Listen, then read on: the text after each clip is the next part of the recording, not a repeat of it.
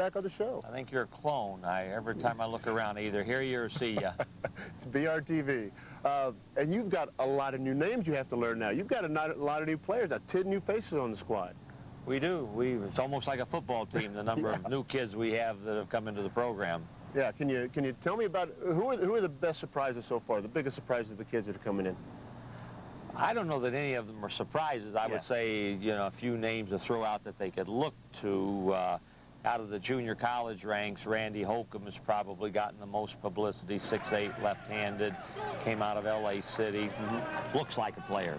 Yeah. Thinks he's better than he is, and I kind of like that, to be honest with you. Well, now it's your job to make him into that player. Exactly, yes. Exactly. And Karlo Kovacic from Croatia, who's a real good long-range shooter for us. And then we've got DeAndre Moore, who transferred from Vanderbilt with immediate eligibility, 3 years as a point guard. Right.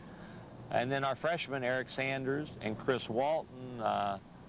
So those are the 5 that can play.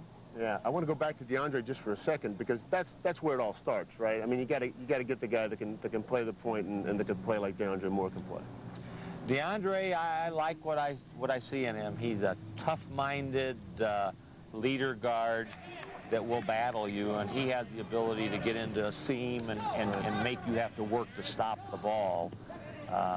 And, you know, I think David is going to be much improved as a result of having a DeAndre either to compete against or alongside of him. And he'll also improve just because of the players around him, too. I mean, you talk about the freshmen coming in, Sanders and Walton, and that would normally make somebody's recruiting class right there, having those 2 kids.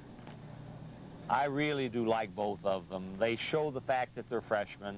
Physically, they're probably at the lower end in terms of strength or lack of strength. And yet, Chris Walton has grown up with the game. And he's got an innate feel for how to play, maybe as good as anybody we've got.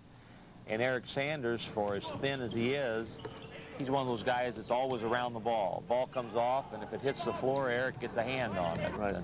So they're 2 good players that will grow, I know, leaps and bounds with the program. Your early schedule built pretty much to get this team some confidence and get them rolling into the conference schedule?